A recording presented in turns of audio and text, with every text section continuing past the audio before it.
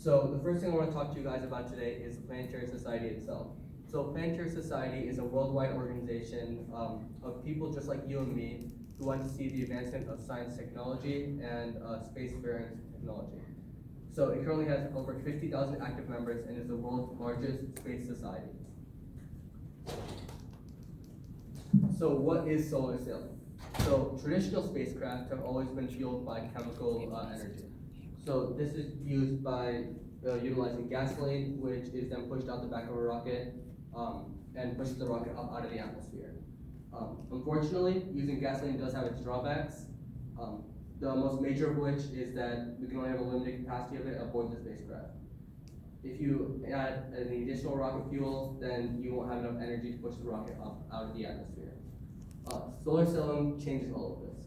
Solar sailing is a method of technology that we don't need any additional energy source for, since the energy source is the sun itself. So how solar sailing works is that we use photons, which are light particles emitted from the sun. So these photons are extremely tiny and don't actually have any mass, but they do have both energy and momentum. When the photons hit the sail, they bounce off the sail and reflect off of it, transferring momentum to the solar sail and pushing the solar sail further and further away from the sun. The solar sail can be directed and change direction using tacking, which is similar to what sailboats use. So they change the direction of the solar sail against or towards the solar photons, which change the direction that the spacecraft is traveling in. In addition to changing the direction that the sail is facing, they can also use the vanes on the four corners of the spacecraft. They can change the direction those are facing in order to change the direction the spacecraft will travel. So where did we get the idea of solar sailing from? So the idea of solar sailing is actually a very ancient idea. It was first discovered in the early 1600s. So this was discovered by Johannes Kepler, a very famous astronomer. When observing Halley's Comet for the first time in 1608, he noticed that the comet gave off a trail, which was caused by the sun burning off particles from the comet's surface. So after seeing that the comet was emitting light and stuff off of it, he theorized that this same solar breeze could be used to propel a spacecraft forward. He relayed this idea to one of his friends, Galileo, another famous astronomer, and that was the birth of the idea of solar sailing. So how is solar sailing used and how did it come to be in our modern day? So solar sailing came to be in our modern day due to the work of many people and science communicators to help spread the ideas to the general public. One of them was Carl Sagan, a founding member of the Planetary Society and a famous astronomer in his own right. During the late 60s and 70s, he pursued this idea by going on many talk shows and science programs and promoting the idea. Here you can see him depicting the idea to the general public on a talk show. So the very first solar sailing spacecraft that was actually built and used was the Cosmos 1. So Planetary Society was given funding in the early 90s from the Russian government in order to build Cosmos 1.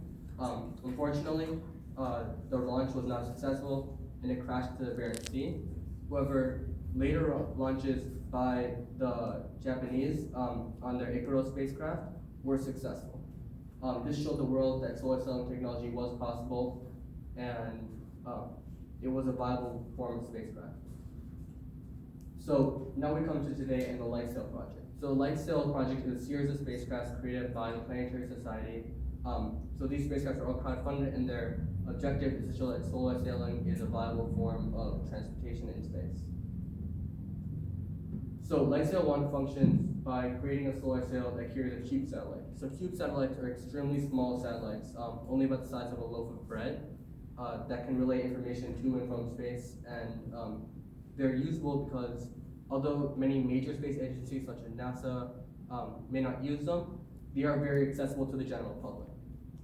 So by crowdfunding a project like this, even people like you and me can use cube satellites to create our own space mini programs. So Lightsail 1 was launched in early 2016 and it was a very large success. The launch was successful and the goal of Lightsail 1 was actually to deploy the solar sail. So Lightsail 1 successfully did that and showed the world that yes, the solar cell can be deployed in space, and it was able to transmit data back from the CUBE satellite. So now we come to Lightsail 2, which is the current iteration of the Lightsail program. So just as it was back in the 70s, the Lightsail project was again promoted through the use of TV, the internet, and other social media sites.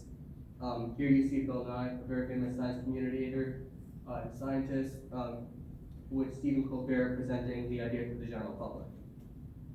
So the goal of Lightsail 2 this time was not to just deploy the sail, but to use it to change directions and show that the solar sail can be used to control a spacecraft. So again, we used a different type of CUBE satellite because it was cheaper than funding a complete satellite.